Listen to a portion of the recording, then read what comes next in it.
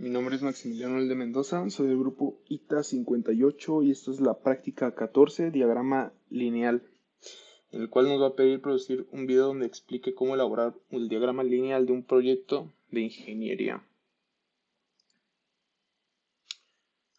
Entonces, pero antes de comenzar con cómo es su elaboración, hay que definir, ¿no?, qué es un gráfico lineal. Y pues los gráficos lineales muestran cambios a lo largo del tiempo de una variable continua. Los gráficos lineales también se conocen como diagramas lineales, diagramas de tendencias, gráficos de ejecución o diagramas de serie de tiempo.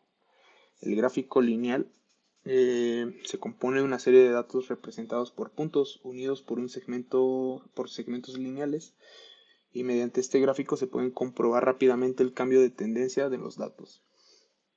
El diagrama lineal suele utilizar como variable cuantitativa para ver el comportamiento en el transcurso del tiempo, por ejemplo en las series temporales mensuales, anuales, trimestrales, etc. ¿Cómo se elabora? Bueno, en el eje horizontal o eje de las abscisas se colocan los periodos de tiempo, meses, años o trimestres. En el eje vertical colocamos o eje de las coordenadas se coloca la frecuencia absoluta o relativas. Se señalan los puntos a cada periodo de tiempo que le corresponde un punto en el valor de su frecuencia y se unen mediante segmentos lineales de los puntos consecutivos. Aquí se muestra un ejemplo de lo que vendrían siendo las diferentes temperaturas en función de los meses o bueno, en función del tiempo dividido por meses, en donde vemos que la temperatura está en función del tiempo o en este caso pues de los meses. No necesariamente tiene que ser en función del tiempo. Todos estos, eh, los diagramas lineales no necesariamente tienen que ser en función del tiempo. Por ejemplo, cuando nosotros queremos caracterizar un sensor, nosotros lo que buscamos es buscar ese gráfico lineal o buscar ese comportamiento lineal de nuestro sensor.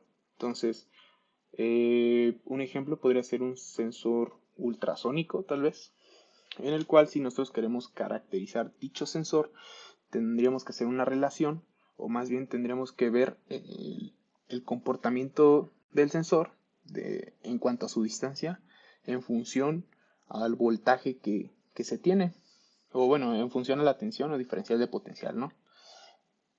Entonces nosotros tendríamos en el eje X o bueno, en el eje horizontal, bueno, vamos a decir eje horizontal o abscisas, en donde aquí vemos que se colocan meses y así, años, trimestres, ahí tendríamos nosotros tensión o diferencial de potencial, ahí tendríamos eso. Y en lo que vendría siendo en el vertical o eje de las coordenadas o el eje Y, ahí tendríamos lo que vendría siendo nuestra distancia. Entonces no necesariamente tenemos que poner o colocarlo sobre periodo de tiempo, como también se va a mostrar otro ejemplo a continuación. Aquí vemos, pues es lo que se tendría que hacer, digamos, con el ejemplo anterior que mencioné de la caracterización. Por ejemplo, aquí en vez de país podríamos poner distancia, ¿no? Y aquí ponemos 1 centímetro, 2 centímetros, 3 centímetros, 4 centímetros y así sucesivamente, ¿no? Y en deuda, en vez de deuda, podríamos nosotros poner lo que vendría siendo la tensión que está en el sensor en ese momento.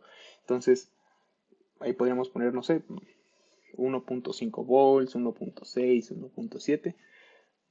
Y estos datos lo que haríamos nosotros sería graficarlos. En este caso tenemos una tabla que nos muestra el PIB por país. Y lo grafican aquí abajo, ¿no?